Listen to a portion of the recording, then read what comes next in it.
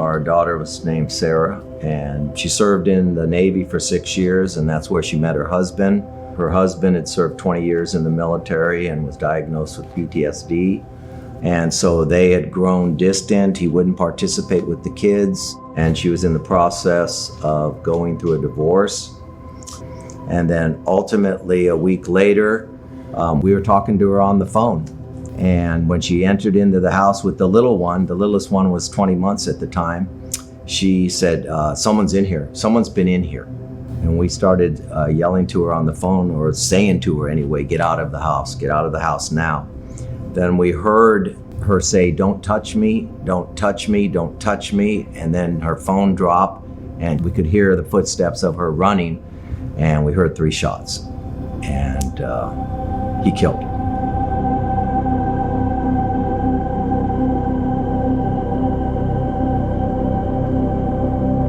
I remember we were standing right next to the bed, and then when it happened, Tree started screaming her name and literally like almost convulsing, shaking. And I called her name for about a half hour. I wouldn't stop. I wanted her to hear me.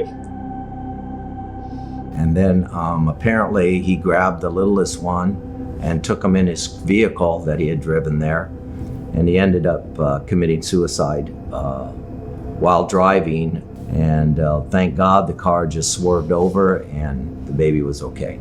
So we were out there by that night, flying out, and we were there for the next week and a half and going to court and getting the kids, and everybody's life changed. I started working with Therese about a year after her daughter's death. She came in feeling anxious and had a lot of grief, was tearful, had a really hard time talking about what had happened to her daughter. We really worked on understanding what was going on in terms of the grief and the trauma that she experienced, understanding her feelings, being able to create a space where she was able to experience those feelings and how difficult they were to express. Meanwhile, also trying to understand what it was like to go from a grandmother to now being a mother of 3 boys, and the transition of that period, while also trying to help them process their grief and their trauma of what had happened in their family.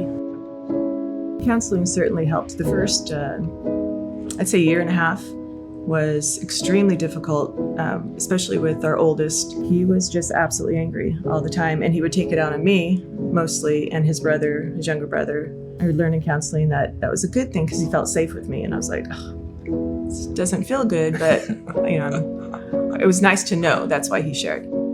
Mariposa and Zach in particular helped us to speak about our losses and process through with the kids what it felt like, what we experienced, and all the different emotions and our beliefs about loss.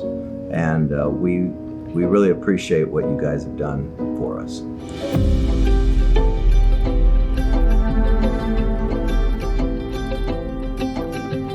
So I saw Therese for a little over a year. We decided to stop our sessions together because she felt more confident in setting boundaries and her healthy coping skills.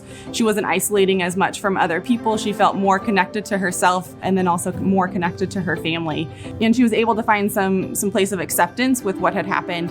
As her therapist, I was able to help her connect her thoughts with her feelings, understand what was happening to her brain and her body in terms of the trauma that she had experienced, and also help her family process that as well.